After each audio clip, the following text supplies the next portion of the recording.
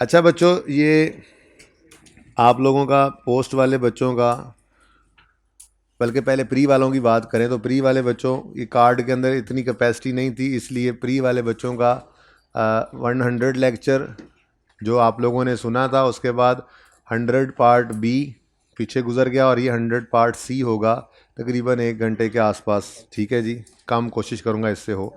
उसके बाद ये जो पोस्ट वाले बच्चे हैं, इनके ये 2 लेक्चर्स बन जाएंगे आज, 67A और ये अब 67B स्टार्ट हो रहा है। ये फिज़िकल वाले बच्चे एक ही दिन में बैठ के पढ़ रहे हैं, इसलिए ये मत कहना मुझे जूम सेशन के अंदर के लेक्चर बहुत लेंथी है, ये हो गया वो हो गया। ठीक है ना, ये इकट्ठे ही बैठ के पढ़ रहे हैं, बस आधा घंटा ब्रेक करके आए हैं। अच्छा जी,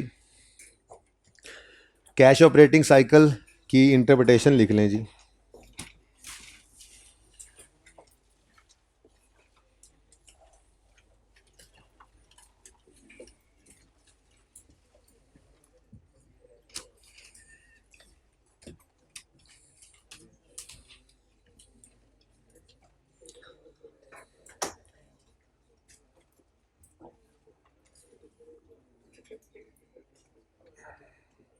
company X takes 101 days. Company X takes 101 days from, लिखो,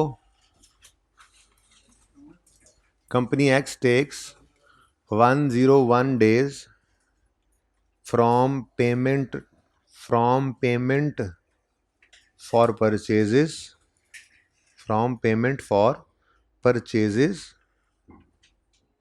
till receipt from sales. मैं दोबारा बोलता हूँ, company X takes 101 days from payment for purchases till receipts from sale. आप इनको पेमेंट टू क्रेडिटर्स और रिसीट्स फ्रॉम डेटर्स भी लिख सकते हैं, या ना भी लिखें तो ये ठीक है। ठीक है, तो आखिरी बार फिर बोल रहा हूँ, company X takes 101 days from payment for purchases till receipt from sales. ठीक है जी, as compare to 38 days, as compared to 38 days of company Y, as compared to 38 days of company Y, therefore company Y is better, therefore company Y is better। ठीक है जी, इसके नीचे भी 4-5 लाइनें खाली छोड़ना, क्योंकि नॉर्मली इस रेशो के अंदर वो ये पूछता होता है, ऐसे करके सवाल पूछ लेता है कि ज़रा एक्स को मशवरे दो कि वो कैसे वर्किंग कैपिटल डेज को इम्प्रूव कर ले, या यूं कह देता है क्या वजह होगी जी इसके डेटर डेज, इसके इन्वेंट्री, ये कैश डेज के, कैश ऑपरेटिंग साइकिल के डेज के ज़्यादा होने की क्या वजूहत हो सकती हैं, क्या पॉसिबल रीजंस हो सकती हैं। तो वो 2-3 बातें इंशाल्लाह या तो सफ़े के ऊपर एंड पे लिख के दे दूंगा, ऐड कर लेना, या पास पेपर के साथ साथ जो बातें मिले उनको भी ऐड अप करते रहना। ठीक है बेटा, वहीं बैठ जाओ, वहीं पे सेकंड थर्ड लास्ट रो में। अच्छा जी, अब 3 रेशोज ऐसी हैं, हाउएवर लिख लें लिखना चाहें तो,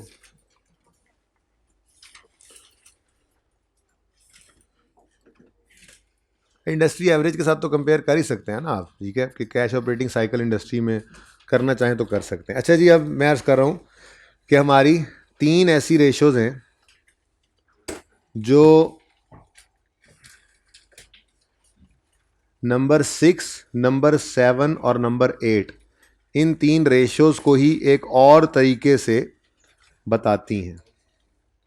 इन्वेंट्री डेज, डेटर डेज और क्रेडिटर डेज, इनको बताने का, यानी कि वर्किंग कैपिटल रेशोज की, इन वर्किंग कैपिटल की इन 3 रेशोज को बताने का एक और तरीका भी है। ठीक है, और वो टाइम्स के अंदर है, और इनको टर्नओवर रेशोज कहा जाता है। ठीक है, अब इनको याद करने का देसी सा तरीका बताऊंगा, पहले नाम लिख दूं, इन्वेंट्री टर्नओवर। इधर देखो, फॉर्मूला देखो, इन्वेंट्री टर्नओवर है, इन्वेंट्री टर्नओवर है। तो इन्वेंट्री डेज वाली रेशो को, अच्छा पहले इन्वेंट्री रख दिया, सॉरी यार, पहले डेटर तरतीब से चले। डेटर टर्नओवर, कोई बात नहीं बेटा, चुच चुच मत करो, आप अगली दफा ये खाली छोड़ दो, ठीक है, इस जगह पे इन्वेंट्री लिख लेना और पहले डेटर्स लिख लो, क्या मसला, नीचे डेटर्स लिख लो, कोई मसला नहीं है जी। डेटर डेज, डेटर डेज की रेशियो को, इधर देखो, इधर देखो सारे, डेटर डेज की रेशियो को टर्न ओवर कर दो, टर्न ओवर कर दो, ठीक है। और मल्टीप्लाई बाय 365 ना करना, क्योंकि टर्न ओवर रेशियोज में मैंने आपको बताया था सब की सब टाइम्स में आंसर देती हैं। ये हो गया फॉर्मूला याद। तो फॉर्मूला सिर्फ एक ही याद किया था हमने, डेटर डेज का। इन्वेंट्री डेज, क्रेडिटर डेज, उसी को देख के हमने बना लिए। और टर्न ओवर रेशियोज वो तो ओरिजिनल को ही टर्न ओवर कर देना, ठीक है। कब पर्चे के अंदर ये निकालनी है बाद में बताऊंगा, ओके। फिलहाल इनको कैलकुलेट करें, ठीक है जी। तो क्या है जी फॉर्मूला, आप बताएं ज़रा ऊपर से छाती मार के। Credit sales over average debtors, ठीक है जी। 365 से मल्टीप्लाई नहीं करना, answer will be in times. अब देखो सवाल की तरफ जाने की भी जरूरत नहीं है। 12,000 डिवाइडेड बाय 1900 जमा 2400 बटा 2, कितने टाइम्स है जी? 5 चलो 6 टाइम्स कर लो यार। अब ज़रा जल्दी से अपनी रेशियो निकालो, मैं इसकी इंटरप्रिटेशन सिखा दूं।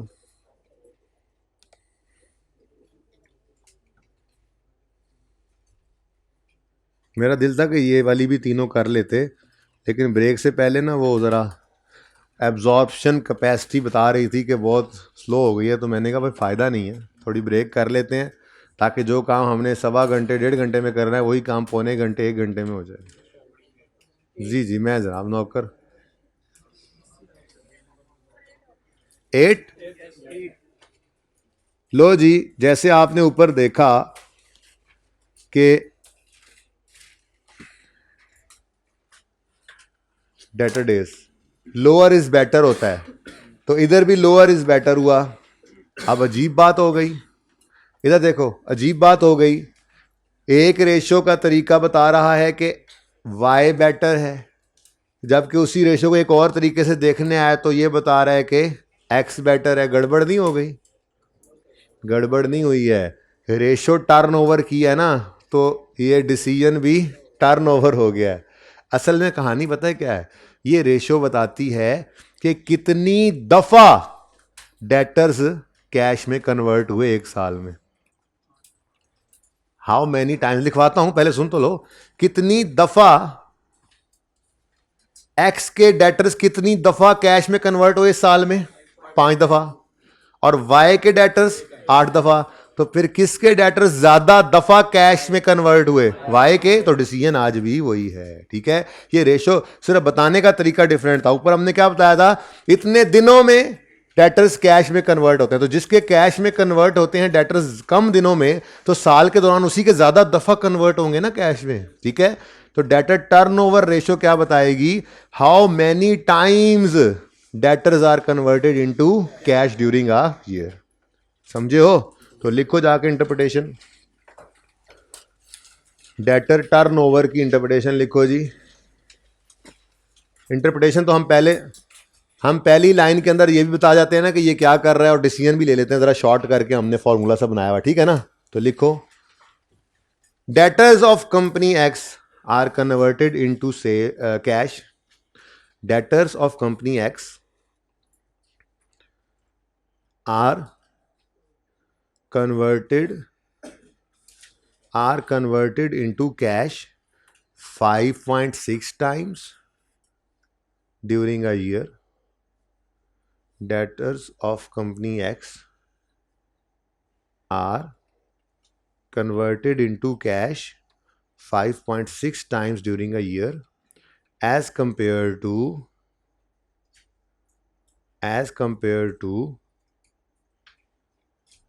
8 times of company Y, as compare to 8 times. लंबियां कहानियां नहीं लिखानी, मकसद ये आपको समझ आ जाए इस रेशो ने क्या बताया, बस इतना ही होता है। बाकी तो वहाँ पे आपको लिखना सिखाऊंगा पर्चे के अंदर कैसे लिख रहे होते हैं। 2-4 वजूहात भी लिख देंगे कि डेटर क्यों जी किसी के डेटर डेज कम हो सकते हैं। मैंने आपको जैसे पहले बताया जी, वो डिस्काउंट्स ही बड़े अलाउ करते हैं जी, वो सख्ती बड़ी करते हैं जी, वो पहले क्रेडिट वर्दीनेस ही बड़ी चेक करते हैं कि जो बंदा बिल्कुल साफ सुथरा हो वो सेल ही उसी को करते हैं, शक वालों को करते ही नहीं है, ताकि बैड डेट ना हो। ठीक है ना, तो ये वजूहात भी सीखेंगे इंशाल्लाह। बहरहाल क्या लिखा हमने, debtors of company X are converted into cash 5.6 times during a year as compare to 8 times of company Y, therefore company Y is better. ठीक है, देयरफॉर कंपनी वाई। तो एक रेशो, डेटर की ही 2 रेशोज है ना, तो दोनों में डिसीजन तो नहीं ना बदल जाना था। ठीक है, डिसीजन आज भी ये कह रहा है 40 दिन में डेटर्स कैश दे जाते हैं, और ये क्या कह रहे हैं साल में 8 दफा दे जाते हैं। और वो कह रहे हैं 65 दिन में कैश दे के जाते हैं, जी क्या कह रहे हैं 5 दफा देकर जाते हैं। तो भाई जितनी कम दिन लेंगे उतनी दफा ज्यादा, उतने टाइम्स ज्यादा कन्वर्ट होंगे ना कैश में। ठीक है, अच्छा अब इसके अंदर जो वजूहात हैं वो उनके लिए वो ज़्यादा लाइन छोड़ने की ज़रूरत नहीं है। क्यों, जो डेटर डेज के कम होने की वजूहात होंगी या कम करने की, वही इन टाइम्स को बढ़ाने की होंगी, इसलिए इनके नीचे लाइंस जोड़ने की ज़रूरत नहीं है। डेटर डेज के अंदर ही जो रीजंस लिखेंगे ना, वो डेटर टर्नओवर की भी वही रीजंस होंगी, बस बोलने का तरीका डिफरेंट है भाई। डेटर डेज और डेटर टर्नओवर क्या है, डेटर की 2 तरह से बोलने का तरीका है डेटर्स की रेशियो को। ठीक है ना, ये क्या कह रहे हैं 40 दिन में पैसे दे जाते हैं, ये क्या कहते हैं 8 दफा दे जाते हैं। तो भाई ये बेटर है, ये भी बेटर है, तो इसको कम रखने की वजूहात, इसको ज़्यादा रखने की वजूहात वही होंगी ना, इसलिए इसके नीचे मैंने कहा 3-4 लाइनें छोड़ने की ज़रूरत नहीं है। डेटर डेज में ही 2-3 रीजंस लिख लेंगे, वो दोनों जगह चलेंगी। ओके जी, हाउएवर लिख लो यार, लिख लो, तुम्हारी पसंद है।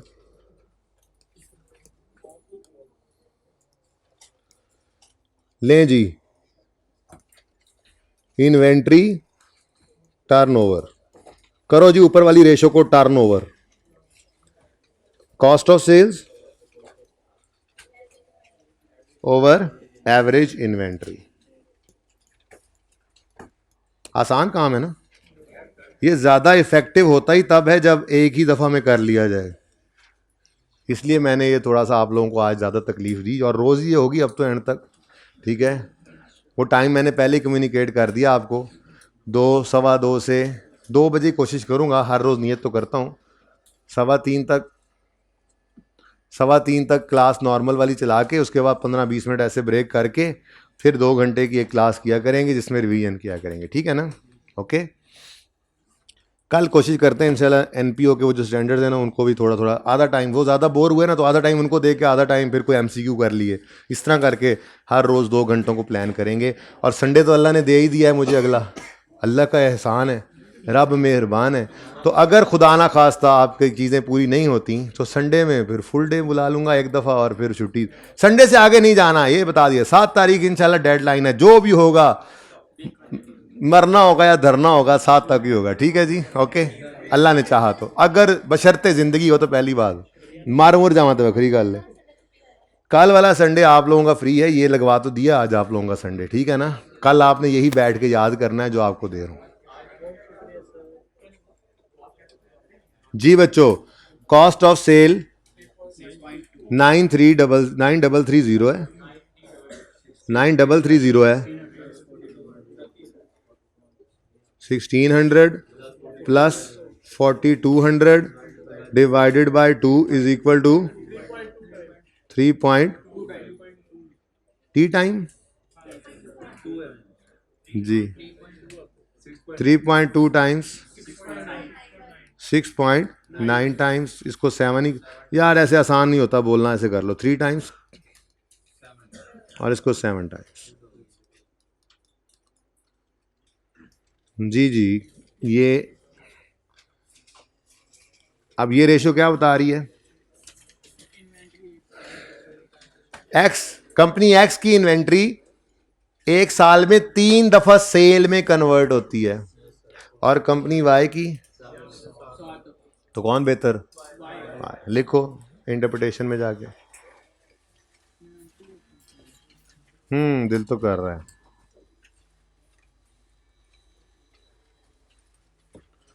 जी लिखें, इन्वेंट्री ऑफ कंपनी एक्स, बस कोई लाइनें बीच में छोड़ने की जरूरत नहीं है। मैंने आपको कहा डेटर्स के अंदर जो लिखेंगे ना डेटर डेज में जो वजूहात बेटर रेशियोज की, वो टर्नओवर भी वही वजह वही होनी है, वही चल जाएंगी। सारे काम मेरे नाल ही हो रहे हैं आज जी। अच्छा जी, लिखें inventory of company X is converted into sales 3 times in a year as compared to 7 times of company Y as compared to 2-3 बार बोलता तो हूँ। इन्वेंट्री ऑफ कंपनी एक्स इस, भाई ये चुप करा दो इनको यार प्लीज़, कोई जाके, कोई नहीं है बंदा आज आपके पास दूसरा। आप बैठ जाओ भाई, आप बैठ जाओ, आ जाएगा कोई ना कोई, कोई नहीं, आप पढ़ लो। Inventory of company X is converted into sales 3 times in a year as compared to 7 times of company Y. Therefore, जो ज़्यादा दफ़ा इन्वेंट्री को सेल में कन्वर्ट कर ले वो बेटर हुआ ना। Therefore, company Y is better. However, dot dot dot, अब however तक आ गए हैं, कहाँ से शुरू हुए थे, पूरा जुमला लिखा, फिर however it is better to compare these results with dot dot dot, फिर however is it better to compare dot dot dot, और अब however डॉट डॉट डॉट। ये ना हो अगली रेशो तक डॉट डॉट डॉट रह जाए।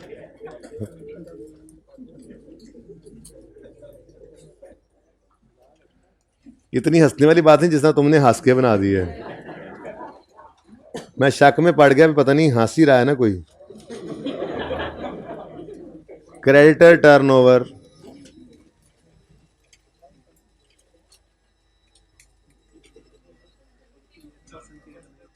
जी क्रेडिटर टर्नओवर में credit purchases divided by average creditors. उन्होंने कहना चुप कर जा मौलवी, तू नस जा इतों, चल, कदी कुछ थे कदी कुछ। आए अल्लाह, ये कितने में, और नहीं लड़ाइयाँ थोड़ी करने के लिए हम यहाँ इकट्ठे हुए हैं जी। अब परचेजेस भी ऊपर पड़ी हैं भाई, निकली हुई हैं, वही यूज़ कर लो। 11,930, पता नहीं अब कोई आता है तो उसे कहता हूँ इसको चुप रहा है, डिवाइडेड बाय 1800। ऊपर लिखा हुआ है, एक बार सवाल की तरफ जाने की भी जरूरत नहीं है जी। 5 टाइम्स कर लो, नहीं क्यों 5 टाइम्स, और दूसरा 6 टाइम्स है, लेकिन इसमें बैटर बूटर कोई नहीं कहना, ठीक है, लिखें जल्दी से।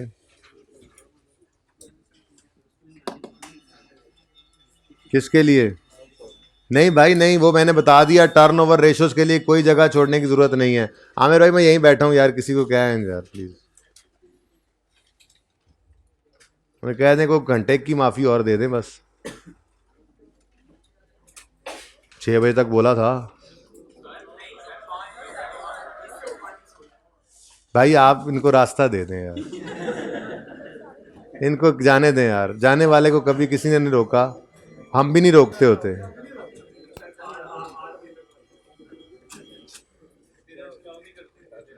अच्छा जी, रिक्शा आ गया होगा आपका।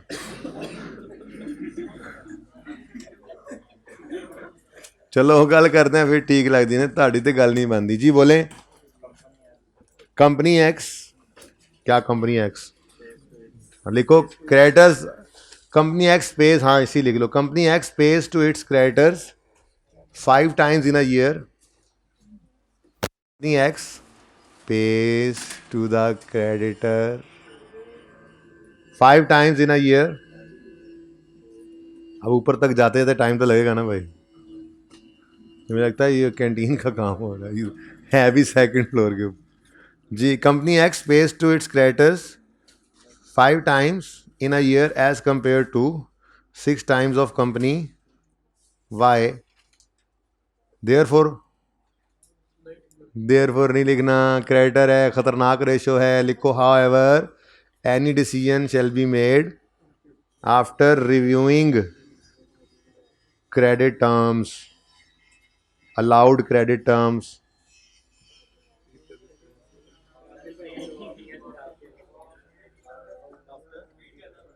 however any decision shall be made after considering credit period allowed या क्रेडिट पॉलिसी या क्रेडिट टर्म्स, जो मर्जी लिख लो.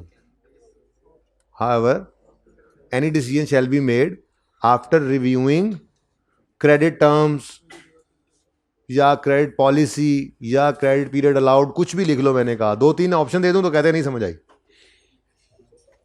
अच्छा जी, लें जी, ये आपकी वर्किंग कैपिटल रेशोज थी, हुई नंबर 5 से नंबर 11 तक आई. कितनी आसान थी, इतनी ढेर सारी रेशो आपने पढ़ ली. जो पहली 4 रेशोज हैं वो प्रॉफिटेबिलिटी की रेशोज थी. उसके बाद हमने वर्किंग कैपिटल की रेशोज पढ़ी. कौन सी रेशोज जी? Working capital ratios. Working capital में करंट एसेट्स और करंट लायबिलिटीज ही देखे. ठीक है जी. अब 3 रेशो सिर्फ और पढ़नी है आपने. ठीक है, उसके बाद फिर 3 और पढ़ के छुट्टी. इसलिए बोला कि 3 थोड़ी टेक्निकल हैं जिन पे 15-20 मिनट लग जाएंगे, बाकी 3 5 मिनट की हैं. ठीक है, नहीं वो दूसरे सवाल में पढ़ी हैं. अभी सवाल चलने दो, ये चल रहा है सवाल, सारी चीज़ें निकली हुई हैं, अभी इसको चलने दीजिए. ठीक है, लेकिन ये 2 रेशोज जो मैं इस वक्त बता रहा हूं, ये द मोस्ट इंपॉर्टेंट रेशोज है. ठीक है जी, ओके. हाँ, हो गए. पहले क्यों नहीं कराइयाँ? वो इसीलिए कि आप जब थकने लगोगे तो आपको कहूँगा ये इंपॉर्टेंट है. ठीक है, और वाकई इंपॉर्टेंट है, मजाक नहीं कर रहा. Okay,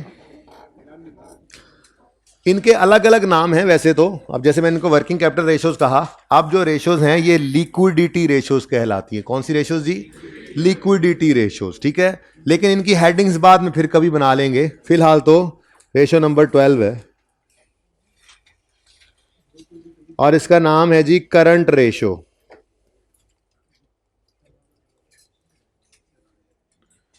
current ratio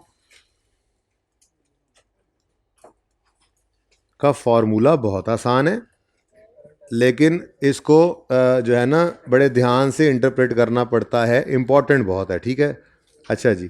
current assets minus current liabilities, current assets minus current liabilities, और आंसर इसका भी टाइम्स में होता है. ठीक है,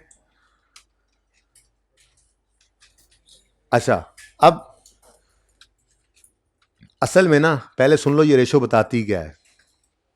ईयर एंड पे हम खड़े होकर अपने करंट एसेट्स को देखते हैं और करंट लायबिलिटीज को देखते हैं. ये कहेगा मैं एसेट हूं, मैं लायबिलिटी नहीं, वैसे मैंने इशारा कर दिया करंट एसेट. हम ये देखते हैं कि 1 रुपया करंट लायबिलिटी पे करने के लिए मेरे पास, रेशो निकाल लेते हैं ना, टोटल रुपीज नहीं होते. 1 रुपया करंट लायबिलिटीज पे करने के लिए, 1 रुपया करंट लायबिलिटी पे करने के लिए मेरे पास कितने रुपए पड़े हैं करंट एसेट्स में. ठीक है, सब कुछ लिखवाता हूं, फॉर्मूला भी लिखवाता हूं, कैलकुलेट भी करते हैं. मैंने सिर्फ ये बात इसलिए बताई कि मेरा आपसे सवाल, अभी आपको कहा था स्टार्ट में कि बैलेंस शीट आइटम्स को जहां मुमकिन हो एवरेज आउट कर लेना. इसको करना चाहिए एवरेज आउट. ये एज ऑन खड़े होकर कहते हैं इस वक्त हमारे सर पे इतनी लायबिलिटीज हैं करंट वाली, और इनको पे करने के लिए इतने करंट एसेट्स हैं, तो इनको एवरेज आउट आपने, लिक्विडिटी रेशियोज को एवरेज आउट नहीं करना. इससे अगली डेट रेशियो आ रही है, उसको भी आपने, उसको भी एवरेज आउट नहीं करना. तो ये अगली 3 रेशियोज में हमने बैलेंस शीट के आइटम्स को भी एवरेज आउट नहीं करना, क्योंकि हम एज ऑन खड़े होकर देख रहे होते हैं पोजीशन अपनी क्या है. ठीक है, तो बाकी अब इतनी सी बात थी, आगे तो फिर आसानियां ही आसानियां हैं. लेकिन रेशो बहुत इंपॉर्टेंट है, इसलिए जो इसकी बेसिक बात लिखवाऊंगा ना, उसके नीचे 5-6 लाइनें इसके लिए छोड़नी है. ठीक है, इंशाल्लाह इसके अंदर भी 2-3 पॉइंट्स आएंगे, और 2-3 पॉइंट्स लिखवाने होते हैं. 5-6 लाइनें इसलिए छुड़वा रहा हूँ कि कौन सा कंफर्म है कि आपने एक लाइन में पॉइंट लिख लेना है, इसलिए मैं 4-5 लाइनें छुड़वाता आ रहा हूँ. ठीक है, कहाँ गया जी करंट एसेट, कहाँ हैं जी करंट एसेट, कहाँ हैं करंट एसेट्स. 8900 है मेरी कंपनी के, और करंट लायबिलिटीज 3800 हैं टोटल मेरी कंपनी के। ये ठीक है। तो current assets divided by minus current liability. जी बोलें, दोनों फिगर्स बोले ना। 8900 माइनस, अच्छा जी, माइनस 3800, गुस्सा कर गए भाई, इज इक्वल टू भाई current asset minus current liability. मैंने गलती कर दी मैंने। Current asset minus current liability होता है जी वर्किंग कैपिटल। मैं गलत बोल गया। ये इसका फॉर्मूला जो बोल रहा था वो सही बोल रहा था। वो क्या है? Current assets over current liabilities. ठीक है जी, करंट एसेट्स ओवर, क्या है भूल जाता है, इंसान हूँ मैं भी। ये नहीं बताया, मैं चेक कर रहा था। हाँ नहीं, बस ब्रेक कर रहा हूँ। वो वर्किंग कैपिटल रेशो से निकला हूँ ना, और वर्किंग कैपिटल कहते हैं current assets minus current liabilities को। तो दिमाग के अंदर वही बात चल रही थी, कोई बात नहीं, वापस आ जाए जी। टाइम्स में आंसर टाइम्स में जी। करंट एसेट्स, जैसे ही मैंने आगे आंसर देखा फौरन में मुझे समझ लगी नहीं गड़बड़ हो गई है जी। 8900 डिवाइडेड बाय 3800, क्या आंसर आया? अच्छा आप देखना ज़रा इधर, 2.3 का मतलब क्या है सुन लो ज़रा। ये मैं कह रहा हूँ कि टू पे रुपी, असल में ना कहानी इस तरह से है, इस तरह से नहीं, ठहरो, ये कहानी बेसिकली इस तरह से है। 2.3:1। असल ये कहानी क्या है जी? 2.3:1। क्या मतलब? To pay ₹1 current liability we have 2.3 current assets available. ये बड़ी ज़रूरी रेशो होती है। जैसे मैंने थोड़ी देर पहले एग्जांपल दी थी ना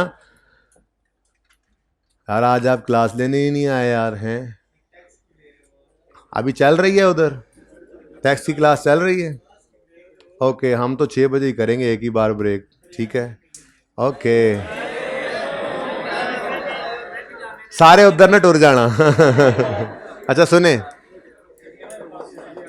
प्लीज प्लीज, आप लोग कल टैक्स लेने आएंगे? अच्छा सुने प्लीज, और दरवाजा बंद कर दो, चाहती है हमारी जन दो। सुने जी please. To pay ₹1 current liability. देखें, मैं आपको मिसाल के तौर पे क्या कह रहा था कि आपका बिजली का बिल आए घर पे, तो अब्बा जी ये नहीं कहते बेटा जाके प्लॉट बेच दो वो वाला, वो जो तुम्हारी शादी के लिए रखा हुआ है, अच्छा सॉरी आला तालीम के लिए रखा हुआ है, ठीक है? क्योंकि हम करंट लायबिलिटीज़ को पे करने के लिए कोशिश करते हैं अपने करंट एसेट्स को यूज़ करें, ठीक है ना? करंट लायबिलिटीज को पे कर, लिक्विडिटी इसी को कहते हैं। लिक्विडिटी किसको कहते हैं? कि आपकी एबिलिटी टू पे current liabilities out of current assets. ये रेशो क्या बताती है? योर एबिलिटी टू पे current liabilities out of your current assets. चुप कर जा, शर्म कर ले थोड़ी सी जी। करंट रेशियो क्या है? योर एबिलिटी टू पे current liabilities out of current assets, ठीक है? कंपनी एक्स की एबिलिटी टू पे क्या है कि ₹1 करंट लायबिलिटी का अगर पे करना हो तो इनके पास अवेलेबल होते हैं 2.3 करंट एसेट्स में। गुड, ठीक है। आपकी कंपनी क्या हालात हैं बताएं जरा। 1.2। आपके तो हालात पतली लग रहे हैं।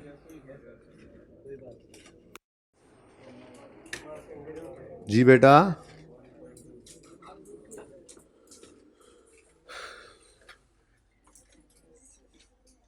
आए इंटरप्रिटेशन वाले सफ़े पे।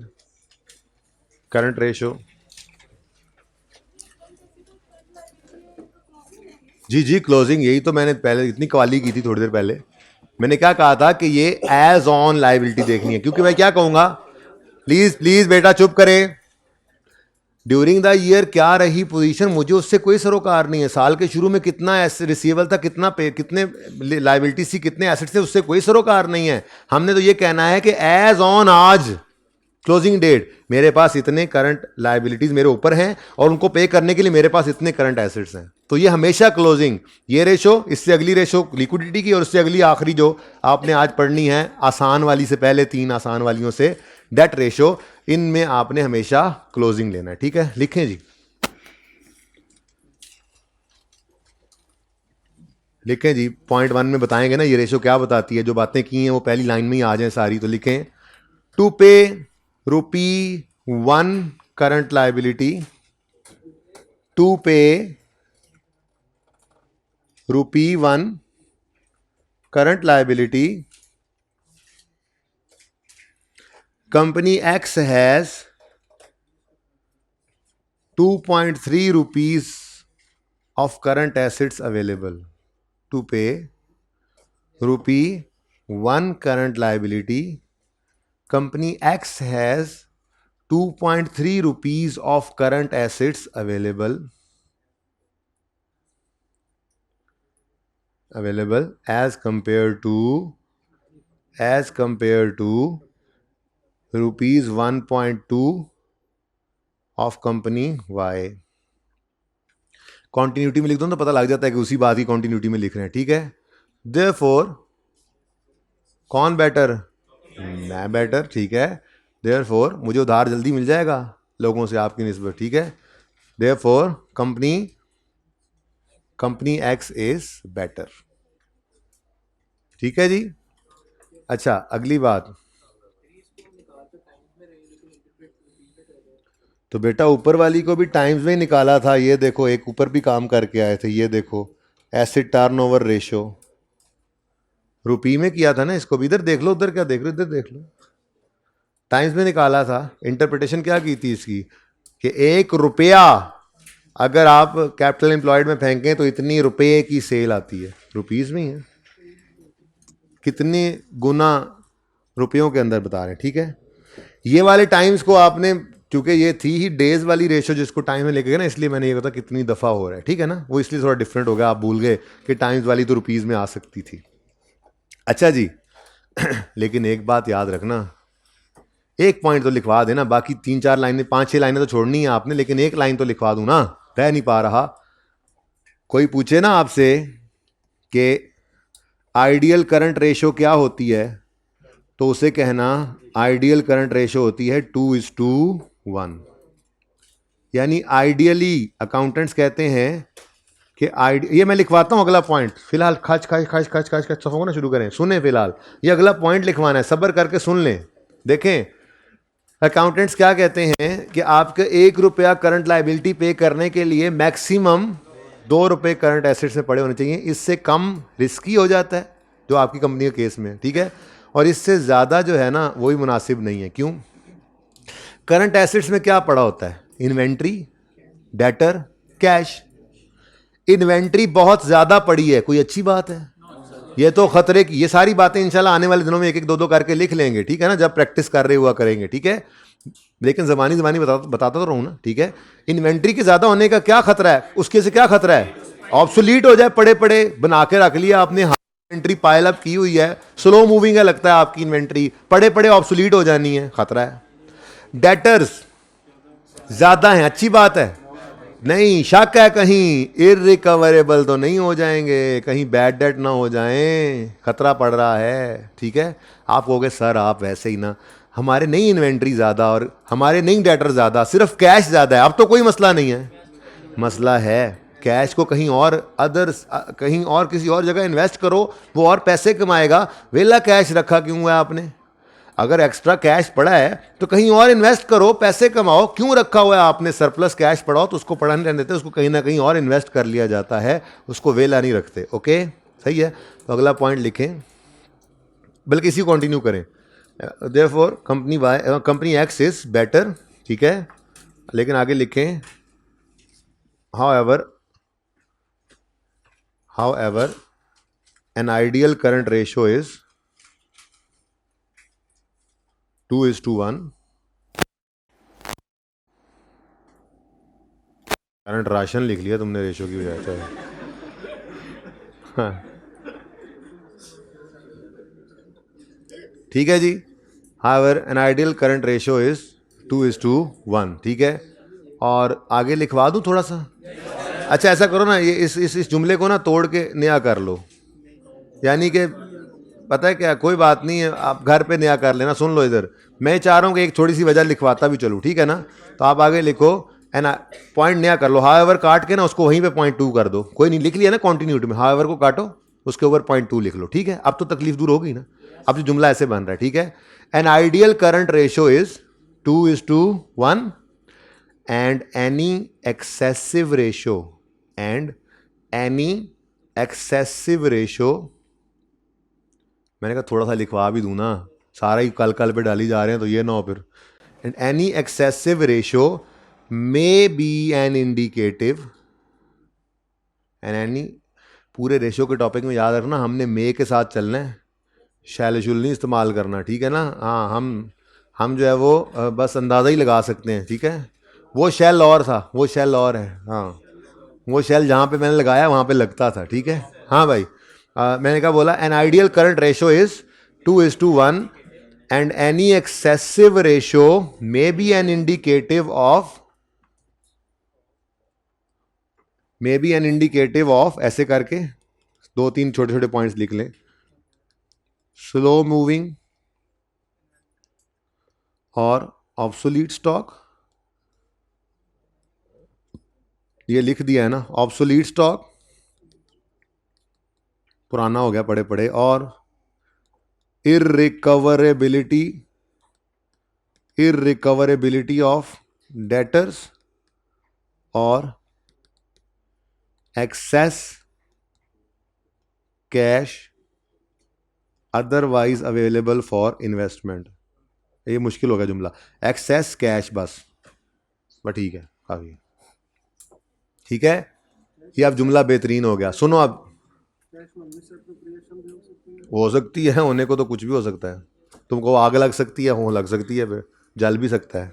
लेकिन मैं तो कह रहा हूँ एक्सेस पड़ा है बस, ठीक है, उसको इन्वेस्ट कर लो, डराना थोड़ा ही जी। तो क्या जुमला बना जी, पहले तो मैंने बताया कि कंपनी एक्स की ये रेशो है, वाई की ये है, एक्स बेटर है, ठीक है। फिर हमने क्या कहा, an ideal ratio is 2:1 and any excessive ratio may be an indicative of slow moving of obsolete stock, current acid ज़्यादा पड़े ना, या इररिकवरेबिलिटी ऑफ डेटर्स। लेकिन मे के साथ बात कर रहे हैं, हमें श्योरिटी नहीं होती कि ऐसा होगा, ठीक है ना।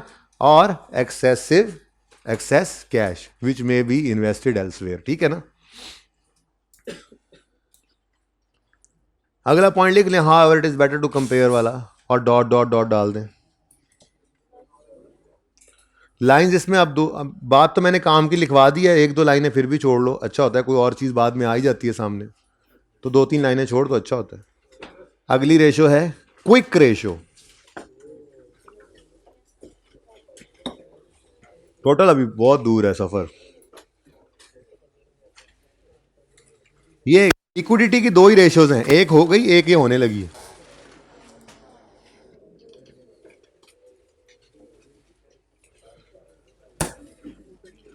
जी, क्विक रेशो ऐसे क्विकली हो जाएगी, अभी देखना। अच्छा इधर देखो, क्विक रेशो को एसिड टेस्ट रेशो भी कहते हैं। एसिड नहीं होता तेजाब, वो वाला क्विक रेशो, इसको एसिड टेस्ट रेशो का नाम भी दिया जाता है। कहते लिखे हुए थे, परेशान ना हो जाना।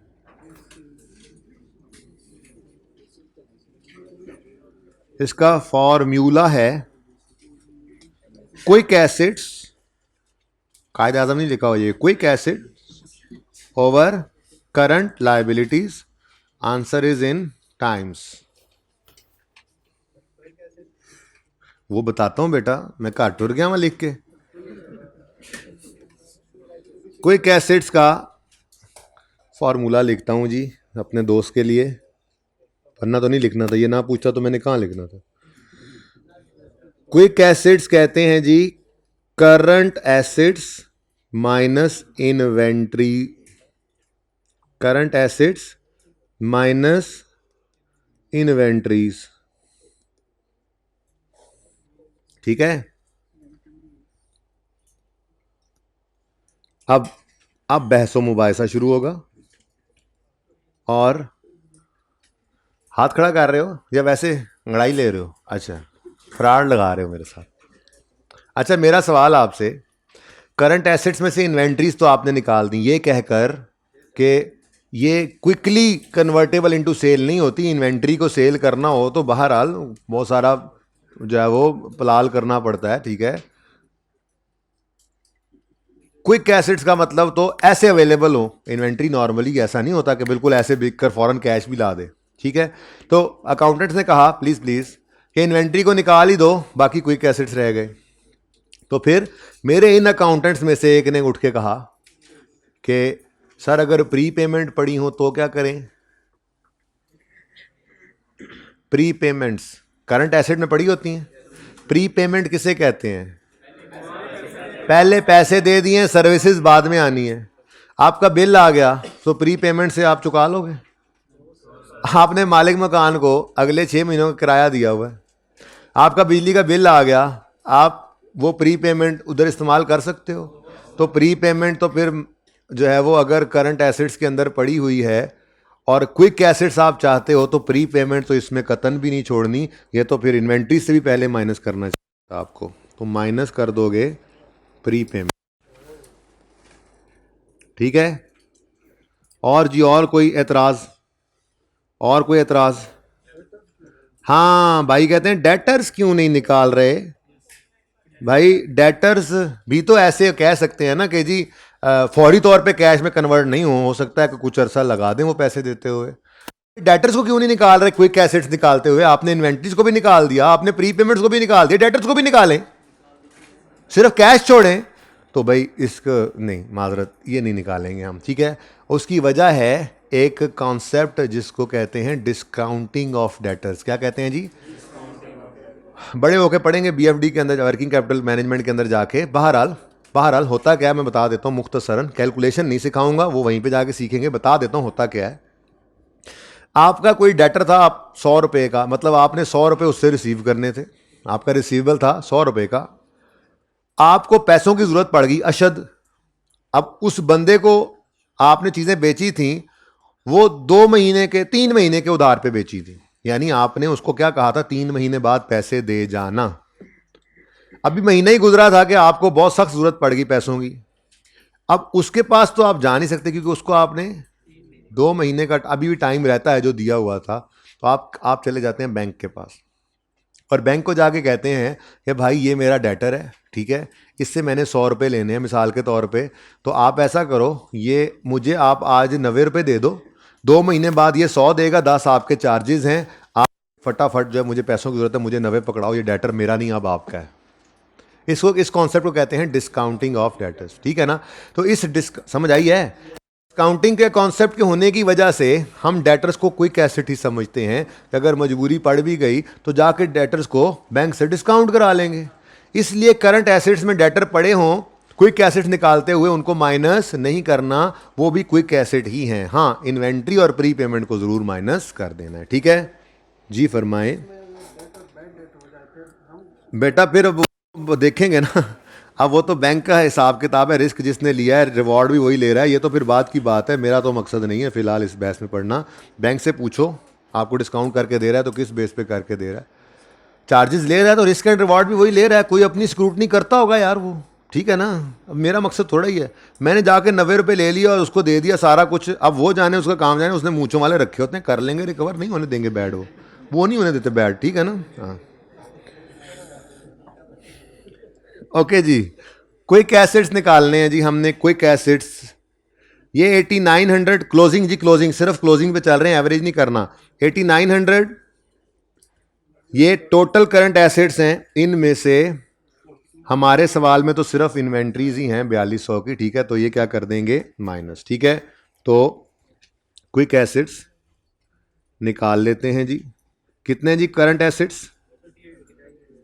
करंट एसेट्स 8900 हैं, माइनस 4200 की इन्वेंट्री है, तो क्विक एसेट्स कितने आ गए? 4700।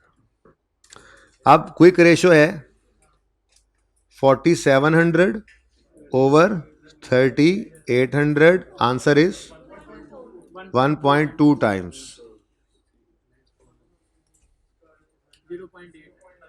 ओ आप लोगों के हालात तो बहुत खराब हैं।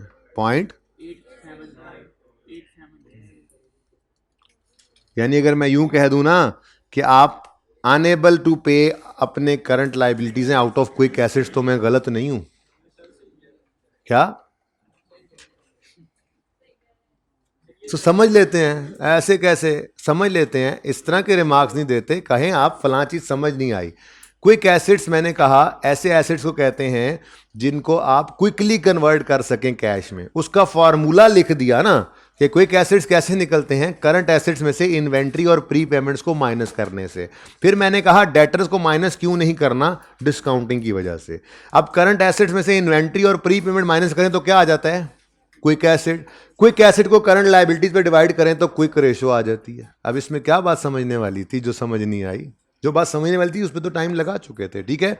अच्छा जी, अब रेशो वही है, यानी इंटरप्रिटेशन वैसे ही करनी है, लेकिन ये रेशो क्या बताएगी कि 1 रुपया करंट लायबिलिटी पे करने के लिए हमारे पास कितने पैसे क्विक एसिड्स में पड़े हैं। तो अगर मैं यूं कहूं ना, मैं ये कह रहा था कि अगर मैं यूं कहूं कि मेरे पास तो 1 रुपया करंट लायबिलिटी पे करने के लिए 1.2 रुपए क्विक एसिड्स में पड़े हैं, लेकिन आप तो शायद अपने करंट लायबिलिटीज को, ओ भाई साहब, ओ भाई साहब, ओ भाई साहब, शायद आप अपनी करंट लायबिलिटीज को क्विक एसिड से पे करने के काबिल ही नहीं है। तो मैं गलत तो नहीं कह रहा, सही कह रहा हूं। आपके पास 1 रुपया करंट लायबिलिटी पे करने के लिए क्विक एसिड्स में 1 रुपया भी नहीं है। You are unable to pay your current liabilities out of quick acids. बड़े आए तुम, हाय हाय चलते आ रहे थे, इधर हाय हाय, ठीक है, ओके। लिखिए इंटरप्रिटेशन, हाय लग जाएगी, आपके अम्मा अब्बा की दुआएं लग जाएगी, दुआएं, हाय नहीं लगेंगी, हाय नहीं लगेंगी, आपके अम्मा अब्बा की दुआएं लगेंगी। पढ़ो, आपकी हाय नहीं लगती मुझे, वरना पता नहीं कहां पे होता।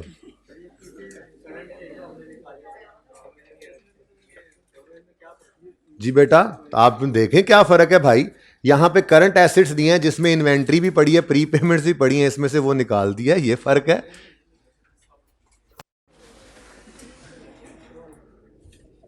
ओके, मेरे सबर के इम्तिहान लेते हैं उसको सी बच्चे, और कुछ नहीं है जी। लिखें जी, लिखें जी, पॉइंट नंबर 1, कंपनी एक्स, जैसे पिछले लिखा था वैसे ही लिखा है, to pay rupee 1 current liability, to pay rupee 1, बिल्कुल ऊपर से देख के मैं इंटरप्रिटेशन लिख रहा हूं, तुम भी लिख लो, बस सुन रहा हूं मैं, है ना, पहले लिख लिया, देख लेते हैं। अच्छा, to pay rupee 1 current liability, company एक्स has ₹1.2 of quick assets available. बस इतना सा फर्क है पिछली रेशो से। To pay rupee 1 current liability, company एक्स has ₹1.2 of quick assets available. ठीक है जी। बट अब अगली बात अनफॉर्चुनेटली डिफरेंट करनी पड़ रही है। आप यूं भी लिख सकते हैं, वैसे यूं भी लिख सकते हैं, एज कंपेयर टू 0.9, लेकिन फिर आगे यूं लिखना पड़ेगा which means company wise unable, ठीक है, बल्कि यूं ही ठीक है, लिखें लिखें, नहीं मेरा दिल बदल गया, बस बट को काटना है, बट गया कट जी। सुने, to pay rupee 1 current liability, company एक्स has ₹1.2 of quick assets available as compare to ₹0.9 of company Y, ताकि वही तरतीब रहे ना, आपको नई बात लिखवा दी, as compare to 0.9 of company Y, which means, हिम्मत हिम्मत हिम्मत, शाबाश बेटा हिम्मत, विच मीन्स, आगे पासिंग खड़ी है आपके, देखें आप, कैफ का पर्चा पास होता हुआ नजर आ रहा है, इसी मेहनत के आगे, इसी मेहनत के आगे, और क्या, ऐसे ही मेहनत करने वाले पास होते हैं। तू हथ थल्ले कर ले, चुप करके बैठ जा, जहाँ बड़े नाराज हूँ आज तुमसे, ठीक है ना। अच्छा जी, which means company Y is unable to pay, which means company Y is unable to pay its current liabilities, which means company Y is unable to pay its current liabilities out of its quick assets, out of its quick assets। सुन ले, यहीं बैठ के सुन, बाहर नहीं जाना, सुन ले यहीं पे। Which means company Y is unable to pay its current liabilities out of its quick assets. हिम्मत है ना थोड़ी सी? आज कर लेंगे काम तो ही फायदा होना है, वरना पर्चा बस। आगे लिखें जी, पॉइंट नंबर 2 लिखें। An ideal quick ratio is 1:1। N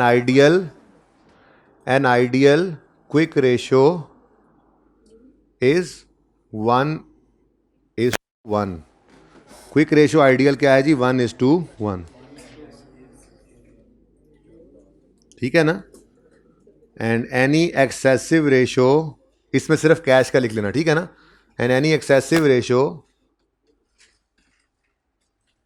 indicates, या वो उसी तरह से लिखो जैसे पहले लिखा, and any excessive ratio may be an indicative, ताकि दोबारा चीज़ याद करनी पड़े। And any excessive ratio may be an indicative of excess cash.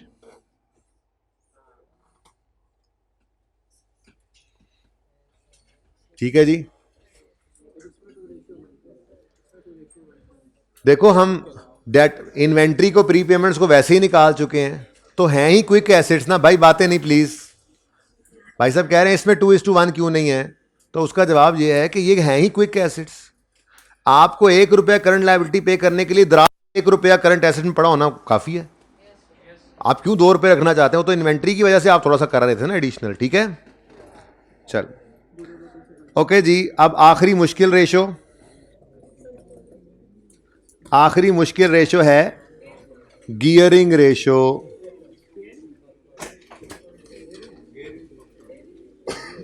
हाँ जी, आखिरी मुश्किल, बाकी 3 आसान इसके बाद हैं, फिर छुट्टी है। डर के आगे जीत है। यहां मैं लिखने लगा हूं जी, सुन लें। आसान लफ्ज पहले लिखता हूं, आसान नाम, डेट इक्विटी रेशो। इसको डेट ओवर इक्विटी रेशो भी कहते हैं। ठीक है जी, डेट इक्विटी रेशो, इसका दूसरा नाम मैं बता रहा था आपको, गियरिंग रेशो भी कहते हैं। इसका फिर तीसरा नाम भी है लीवरेज रेशो। नामों का क्या है, असल वाला याद रखो, बाद में दूसरे नाम लिख लेंगे जी। डेट इक्विटी रेशो फॉर्मूला बहुत सिंपल है, debt over equity plus debt. Debt over, percentage निकालनी है हमने इसमें। क्या परसेंटेज निकालनी है कि जरा देखें तो इस कंपनी में कितना पैसा ओनर्स का अपना लगा हुआ है और कितना पैसा बैंकों का लॉन्ग टर्म लगा हुआ है। तो जितना पैसा लोगों का लगाया होगा इस कंपनी ने, उतनी ये रिस्की ज्यादा होगी, ओनर्स उतने नॉन सीरियस होंगे। वैसे भी कैपिटल क्या होता है, जो भी पैसा बिजनेस में लगाता है ना, बैंक लोन देते हुए सबसे पहले यही देखता है कि अगर आज कंपनी डूब जाए तो मुझे क्या मिलेगा। कैपिटल में कुछ पड़ा होगा तो बेच बटा के इनको मिलेगा ना। ठीक है, बहरहाल देखते हैं इस पे। Debt over equity plus debt into 100, answer will be in percentages. ठीक है, कैलकुलेट कर लेते हैं जी। डेट कितना है जी, डेट कितना है जी, मेरी कंपनी का डेट कितना है जी, 2000 नहीं, क्लोजिंग ये भी क्लोजिंग 3000। डेट है 3000 और इक्विटी है 7100। इधर देखो जी, डेट 3000 और इक्विटी प्लस डेट, इक्विटी कितनी है जी 7100 प्लस 3000। ठीक है जी, इनटू आंसर इज 40% कर लो। 29.7 30%, मुझे लगा शायद आप 39.7 कह रहे जी। 30% लिख लो यार, ये लो। हाँ जी, जरा देख कर बताओ, इस कंपनी को देखते हुए बैंक खुशी खुशी इसको लोन देंगे या डर के? इसको खुशी खुशी देंगे लोन। बात समझिएगा, इसको खुशी खुशी लोन क्यों देंगे? क्योंकि उन्हें यह नजर आ रहा है कि इस कंपनी में आधे से ज्यादा ओनर्स का अपना पैसा है। यानी अगर आज ये कंपनी डूब जाए तो सिर्फ 30% बैंकों का पैसा है। तो सारे एसेट्स भी बेच देंगे ना, तो वो पैसे लेने के बाद हमारे पैसे फिर भी रिकवर हो जाएंगे। इनको लोन दे दो, डूबने की सूरत में भी हम सिक्योर हैं। इनको लोन। एक और चीज़ भी देखती है कंपनी, वो रेशियोज मंडे को करेंगे इंशाल्लाह। इंटरेस्ट कवर रेशियो, इंटरेस्ट को भी देख रहे होते हैं कि हमें इंटरेस्ट मिलेगा या नहीं मिलेगा। लेकिन फिलहाल तो प्रिंसिपल को सिक्योर करने के लिए बैंक सबसे पहले कौन सी रेशियो देखेगा? Debt over equity ratio. ठीक है ना? इसके दो तरीके हैं कैलकुलेट करने के, लेकिन दूसरे को मैं नहीं बता रहा ना, मैंने बताना है फिलहाल। देखते हैं, कल देखेंगे, परसों, मतलब बताना है या नहीं बताना। इसका यही तरीका है। ठीक है, ओके। फिलहाल आपकी जिंदगी में बस एक ही तरीका है। अब जरा मुझे अपनी कंपनी के बारे में फरमा दें। हाँ जी, 41%। अच्छा, वैसे तो ये भी इतनी रिस्की नहीं है कि बैंक लोन ही ना दे, लेकिन अगर एक्स और वाई के दरमियान कंपैरिजन देखें ना, तो फिर वाई ज्यादा रिस्की है एक्स की निस्बत। ठीक है, सही है। आ जाओ इंटरप्रिटेशन पे। नहीं, इंटरप्रिटेशन है, इसके बाद 3 रेशोज हैं और आप बेशक मार्क कर लीजिएगा टाइम 5 मिनट। जब ये इंटरप्रिटेशन लिख लेंगे तो 5 मिनट, 3 रेशोज 5 मिनट। ठीक है, लेकिन फिलहाल ये तो लिख लें पहले, इसके बाद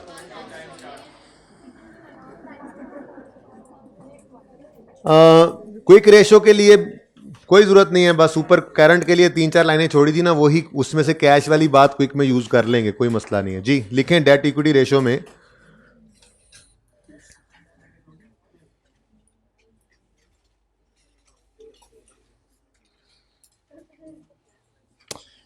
यार थोड़ी सी शॉर्ट वाली देख लें। मैं ज़रा नकल करके आता हूँ। ओ यार, चाय तो मुझे याद ही नहीं रही, असल में मुझे अच्छी नहीं लगी थी तो फिर रह गई। आखिरी रेशो पे पहुंच गए। कमाल नहीं हो गया यार? इतना सारा काम, ये देखो सारा काम हमने किया हुआ है, लेकिन आपने ये नहीं देखना। इसमें बताया आपको कि एक एक बात 3 लाइनों में लिखी हुई है। नहीं, हम तो जैसे कभी बस एक नज़र कभी देखना हो जिंदगी में तो आज ही देख लेना, उसके बाद दोबारा ना देखना। ठीक है, बस ठीक है, हमने कर लिया। वो वो अब हम चीज़ें अपनी अपनी तरफ से और ऐड करेंगे। भाई बातें ना करो ना यार, फिर तुमने आगे कहना है कुछ और। तुम गए नहीं अभी तक टिल डेथ। कहाँ गई यार? नहीं, क्यों मिलेगी?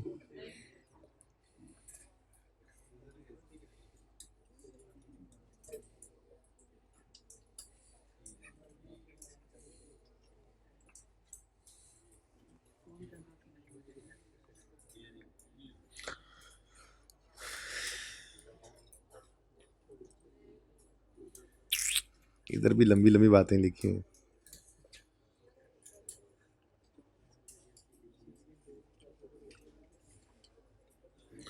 अच्छा जी, लिखें, इधर लंबी बात ही लिखी हुई है, नहीं जान छूट रही। लिखें, लिखें आप। कंपनी एक्स,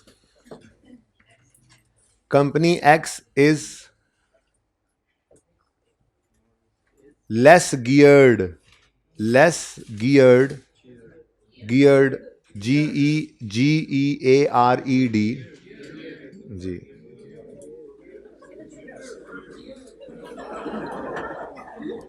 टाइम ऐड हो रहा है, मुझे तो कोई मसला नहीं। Company X is less geared as compare to company Y. As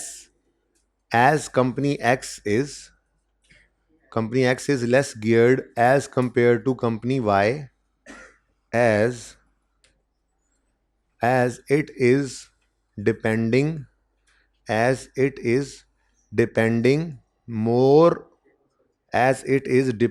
more on owner's equity, as company X की बात कर रहा हूं। As company X is depending more on owners equity than debt. ठीक है जी, owner's equity than bank loan debt. ठीक है, लेकिन आगे एक बात लिखें, हाउएवर ठहरें, असल में बेसिकली मैंने ये लिखवाना है कि दोनों ही 50% से कम पर हैं, तो वैसे दोनों ही कम रिस्की हैं, ठीक है ना। हाँ, जिनमें से कोई 50 से ऊपर चली जाए ना, इनमें से कोई 50 से ऊपर जाती तो बैंक उसको लोन देते हुए कतराता, ठीक है। तो जरा मुझे दोबारा जुमला पढ़ने दें। Company X is less geared as compare to company Y it is depending more on owners equity than debt. However, both companies are both companies debt equity ratio is, यूं लिखें, however both companies debt equity ratio is less than 50%. However both companies ratio is less than 50%. Therefore both are less risky. हाँ, geared लिख लो, geared risky, बस ये risky लिखो ना, हर जगह geared अच्छा नहीं लगता है, फिर आप जियर्ड कहते हो। हाउएवर क्या लिखवाया था, both companies debt equity ratio is less than 50%, therefore both are less risky, ठीक है। इससे हमने ये भी बता दिया एग्जामिनर को कि हमें पता है कि 50% से ऊपर अगर इनमें से किसी की परसेंटेज होती तो वो रिस्की ज़्यादा हो जाती, ठीक है। इसके नीचे भी 3-4 लाइनें खाली छोड़ दीजिएगा, ठीक है। बस अब आखिरी सुन ले, अब टाइम नोट करें और 5 मिनट। 42 क्यों हो गए तुम्हारे, 2 मिनट पीछे क्यों तुमने देखे हैं, इस पे देखा है, मेरी घड़ी पे तो 43.5 हो गए। अच्छा सुने यार, फजूल में मत बोलें।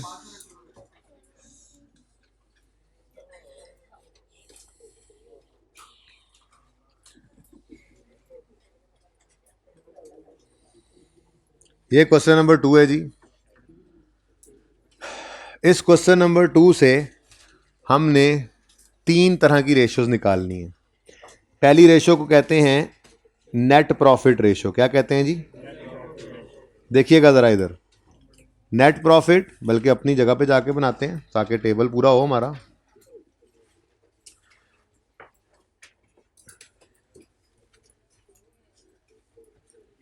ये जो 2 रेशियोज थी, ये टाइम 5 मिनट में काउंट ना करना, ये 2 रेशियोज, चुप करके बैठे, ये 2 रेशियोज लिक्विडिटी रेशियोज कहलाती हैं और ये एक रेशो डेट रेशो कहलाती है 14, ठीक है जी। अब मैं मजीद 3 प्रॉफिटेबिलिटी रेशो करवाने लगा हूं। स्टार्ट में 4 करवा के आया था आपको, ठीक है जी। नहायत आसान रेशोज हैं, ठीक है। नंबर 15, इसको कहते हैं नेट प्रॉफिट रेशो।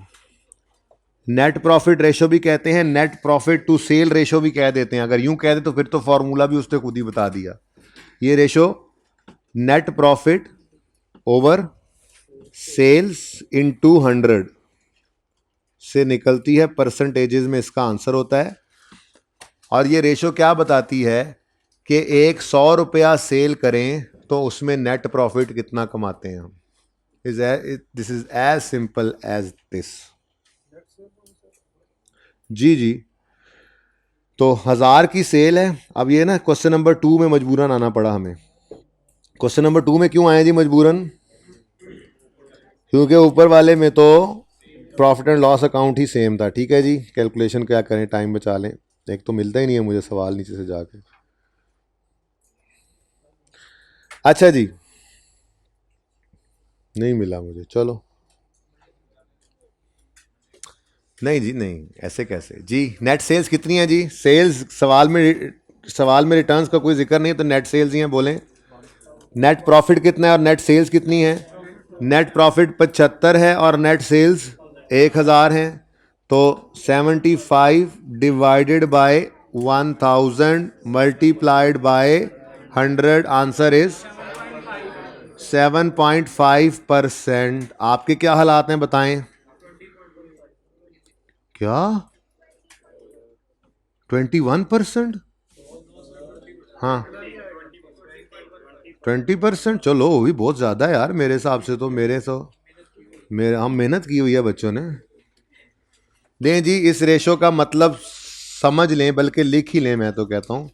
अच्छा, ये रेशोज भी अहम है इंटरप्रिटेशन के पॉइंट ऑफ व्यू से, जो मैंने जाहिर है आपको मंडे से लिखवाने हैं एक्स्ट्रा पॉइंट्स में, तो इसलिए इसकी इंटरप्रिटेशन में सिर्फ पहली लाइन लिख के 3-4 लाइनें छोड़ दीजिएगा। काम की बातें इंशाल्लाह पास पेपर्स को पढ़ते हुए इसके बारे में लिखेंगे, ठीक है। इस रेशो की इंटरप्रिटेशन तो आप खुद ही बता रहे हैं। डेट वाली के नीचे 2-4 लाइनें छोड़ दें, हेडिंग दें जी नेट प्रॉफिट रेशो, और इंटरप्रिटेशन लिखे, पहली लाइन लिखें, कंपनी एक्स अर्न्स या इज अर्निंग, जो भी लिख लें, company X is earning ₹7.5 profit पर ₹100 ऑफ सेल। प्रॉफिट पर ₹100 ऑफ सेल्स। ये अपने अपने तौर पे भी लिख सकते हैं, आप ऐसे लिख लेते, कोई किसी ने ऐसे भी लिख लिया हो सकता है कि पर ₹100 sale company X is earning 7.5 profit. एक ही बात है ना, लकीर के फकीर रहना बस जी।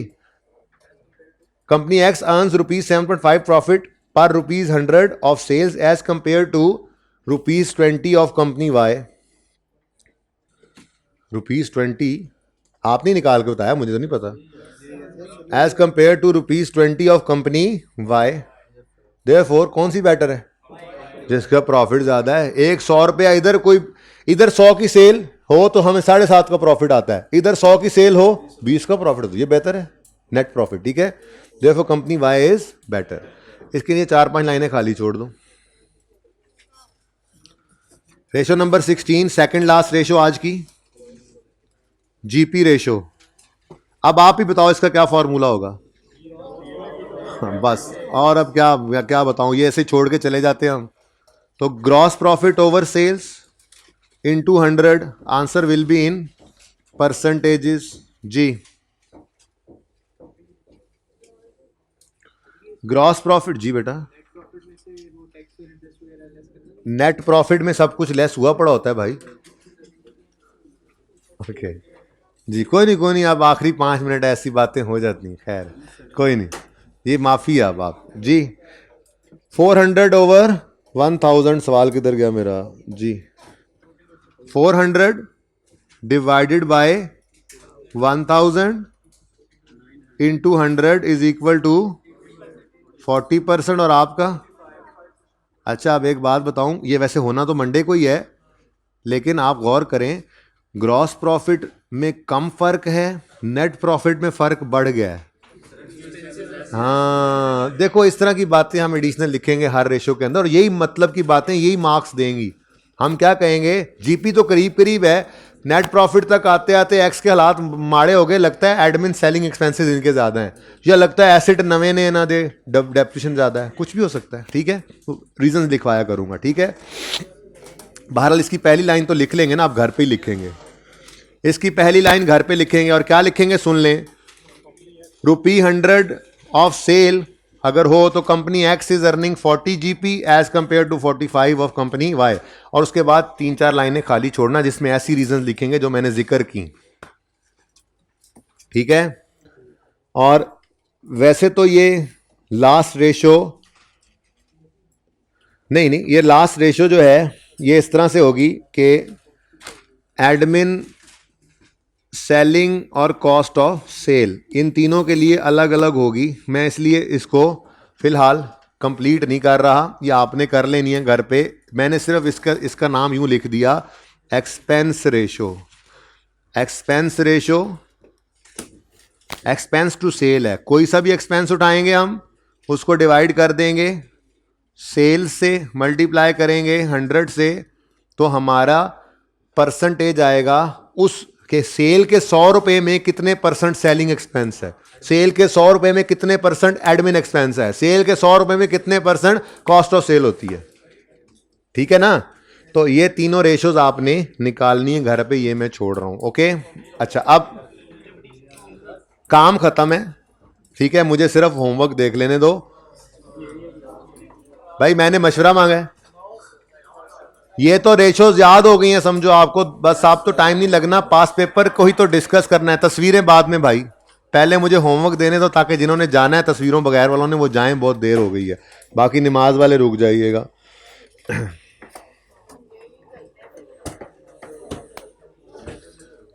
पास पेपर्स इंशाल्लाह आप अटेम्प्ट करके जब आएंगे ना आपको खुशी होगी कि कुछ आधा आधा कैलकुलेशंस आपकी सब सही हो जाएंगी, इंटरप्रिटेशन में भी कोई ना कोई एक दो बातें आपकी गुजारे लायक सही हो जाएंगी, तो आपको थोड़ा कॉन्फिडेंस आएगा कि यार एक लेक्चर में काफ़ी तैयार हो गया है। हाँ ठीक है, अभी थोड़ी सी प्रैक्टिस की हमें ज़रूरत है, वही तो करनी है मंडे से, लेकिन रेशो सब याद हो, मैंने सुननी है मंडे को।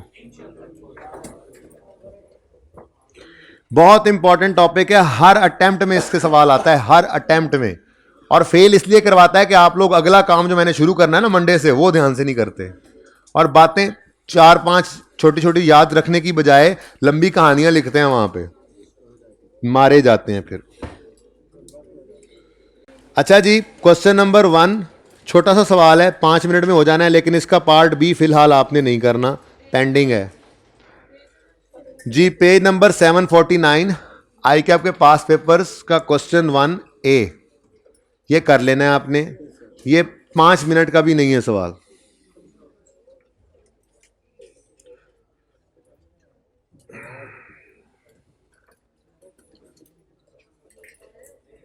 अच्छा चलें, क्वेश्चन 3 भी कर लीजिएगा, सिर्फ कैलकुलेशन है, ये 10 मिनट में हो जाएगा, इसमें कोई इंटरप्रिटेशन नहीं करनी, सिर्फ और सिर्फ उन्होंने आपसे कैलकुलेट करवाई हुई हैं रेशोज। ऐसा भी सवाल किस्मत वालों को कभी कभी आ जाया करता है, 10 नंबर का सवाल 16 में आया था, calculate liquidity ratios working capital cycle for 15 and 16 and, अच्छा कमेंट भी है, अच्छा वो तो ऊपर वाला है, सॉरी। क्वेश्चन नंबर 3 है compute liquidity debt and working capital ratios, सिर्फ कैलकुलेशन है, ठीक है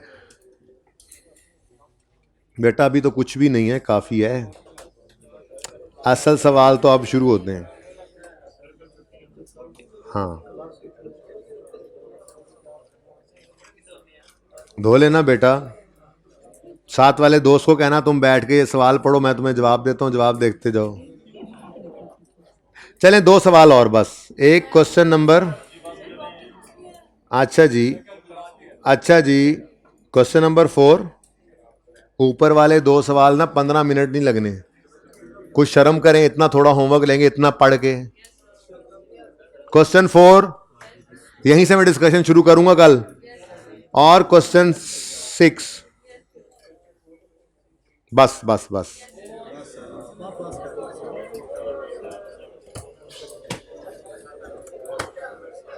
इधर देखें जी, होमवर्क भी लिख दूं एक बार, पास पेपर 1 का A, pass paper 3, pass paper 4 और पास पेपर 6। अल्लाह हाफिज।